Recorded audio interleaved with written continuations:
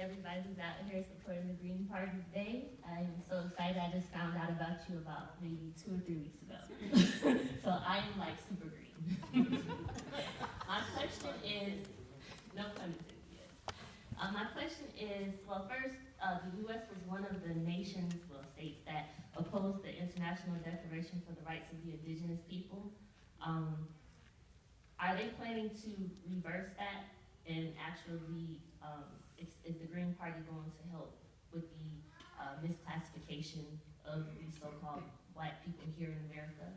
Are they also going to help get us back into the correct status and able to enforce our rights as humans and let go of the civil rights, which didn't work for us?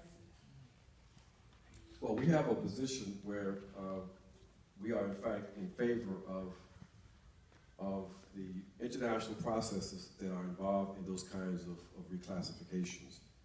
But I think it's important, and as a human rights activist, I can share with you, that it's absolutely important for those kind of demands to come from the bottom up. So we have a position to uphold international human rights law and international law.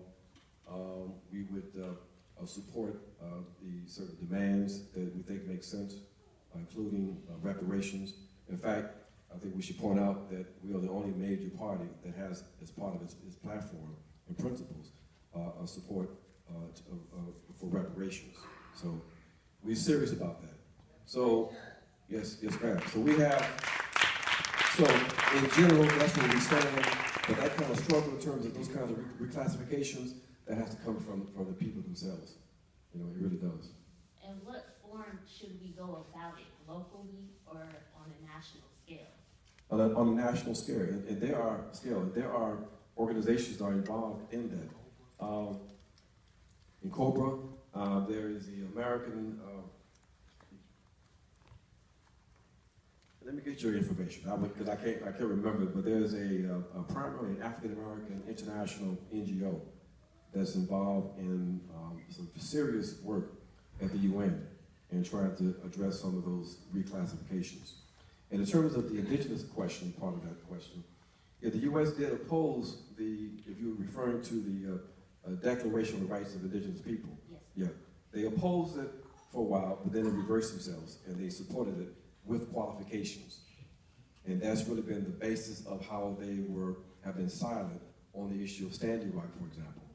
Because, for example, one important element of that agreement, of that declaration, is this notion of free and prior consultation with indigenous people. And that's also reflected in the International Labor Organization, 169, another legalistic kind of thing. But what it means is that a state like the U.S.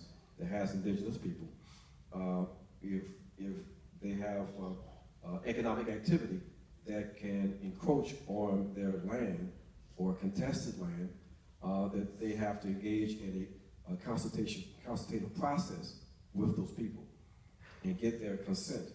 But that hasn't happened in very few cases. So that is the kind of stuff that you know, the indigenous are raising right now in various places in the UN.